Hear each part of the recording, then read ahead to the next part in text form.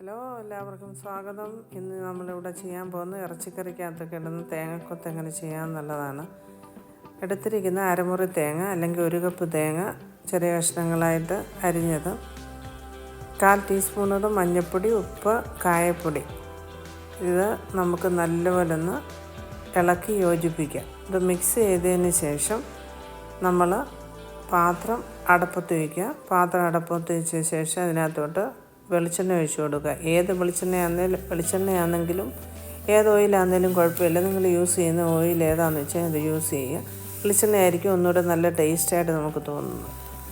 നമ്മൾ അത് എന്നിട്ട് ഇടയ്ക്ക് നല്ലപോലെ ഇളക്കി കൊടുക്കുക. ഇളക്കി കൊടുത്ത് ഒന്ന് മൂത്ത് വരുമ്പോൾ നമുക്കതിനകത്തോട്ട് കുറച്ച് കരിവേപ്പില ഇട്ട് കൊടുക്കണം. കരിവേപ്പില ഇട്ടതിന് ശേഷം അതൊരു ബ്രൗൺ കളറായി വരുമ്പോൾ നമുക്കതിന് ഒരു പാത്രത്തിലേക്ക് കോരി മാറ്റാവുന്നതാണ്. ഈ തേങ്ങാക്കൊത്ത് നമുക്ക് വറുത്ത് ഫ്രീസർ വെച്ച് കഴിഞ്ഞാൽ എപ്പം നിങ്ങൾ കറി ഉണ്ടാക്കിയാലും അതിനകത്തോട്ട് നിങ്ങൾക്ക് ഇട്ട് കൊടുക്കാവുന്നതാണ്. ഇത് ഇങ്ങനെ വറുത്ത് വെച്ചാൽ കുറച്ച് നാളിരിക്കും. നിങ്ങളിത് ചെയ്തതിന് ശേഷം നിങ്ങളുടെ അഭിപ്രായങ്ങൾ അറിയിക്കുക.